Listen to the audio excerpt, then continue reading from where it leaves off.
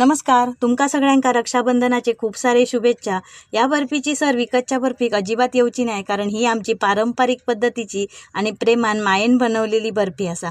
आज मी रक्षाबंधनासाठी खास माझ्या नंदेंच्या आवडीची चुनाची कापा केलंय। हे का नारळ वडी, खोबऱ्याची वडी सुद्धा म्हणतात, पण आम्ही कापाच म्हणतो। सगळ्यात आधी एक मोठ्या नारळाचा वरचा खोबरा आडाळ्यावर किसून मिक्सरला थोडा फिरवून घेतलंय।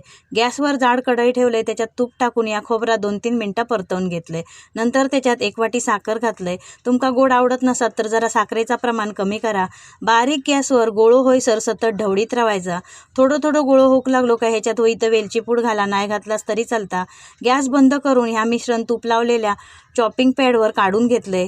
वाटीने एकसारख्या करून घ्यायचा। थोडा थंड झाला की कापा कापून घ्यायची। पूर्ण थंड झाला की सुरीने उचलून कापा परतून घ्यायची।